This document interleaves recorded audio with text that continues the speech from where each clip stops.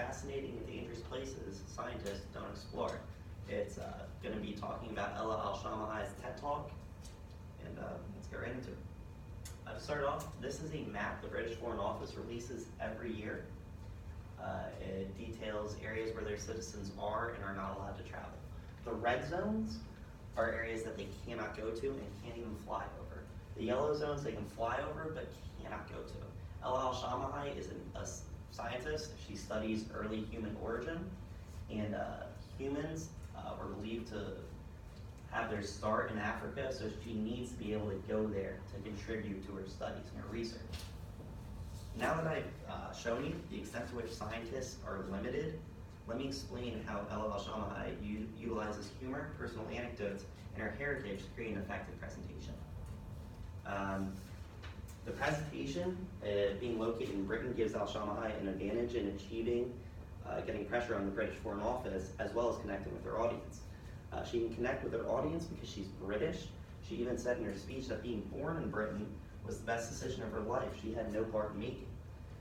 Britain's passport is also super strong, the strongest in the world by the rankings. And she's also presenting to a group of British citizens, which is super helpful because she wants to get pressure on the parliament, and those citizens have the votes to influence the representatives that get parliament chairs. Al-Shamahi's logos is that she uses humor throughout her presentation to better relate to her audience. She establishes a very lighthearted tone super early by making a joke. So I'm a paleoanthropologist. I'm a National Geographic explorer specializing in fossil hunting in caves in unstable, hostile, and disputed territories. And we all know that if I was a guy and not a girl, that wouldn't be a job description. That would be a pickup line. Seton Hall's a Catholic school, so I'm not going to explain that joke, but everybody got it, and they laughed. So that helps to establish that really lighthearted tone. Moving on, after bringing up a very serious and somber topic, which is Kenya's famine, which is killing people, she re-establishes her lighthearted tone by making a joke about Facebook dates and needing to stalk her date before going. And it's the same as having a reconnaissance before you go on an expedition. Lastly, Al-Shamahi's ethos or reasoning.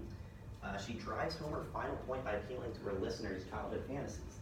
Al-Shamahi says that many of the stories we grew up on were about explorers venturing into dangerous and unknown areas with the goal of bettering the world, just like herself. For example, Indiana Jones goes into caves and booby traps with the goal of just exploring. Al-Shamahi furthers her point that scientists need to be able to travel to these red zones because sometimes their discoveries help in the aid of effort by boosting morale of the people there. For example, Ned the Neanderthal was found in Iraqi Kurdistan and actually is a source of pride for the people there and even helped to spark many charities being founded in the years after his discovery. Lastly, now that I've told you all about Al-Shamahi, her presentation goal, and even herself, let me ask you a question. Do you think scientists should be permitted to go to these red zones? I certainly think that if they want to and are trained properly, they ought to. Now, there isn't much any of you can do to pressure Parliament into changing their mind, but these expeditions oftentimes need money because they're not funded by the government. So if you go online and see on a GoFundMe that they need $5 or so, go ahead and donate it, okay? Thank you.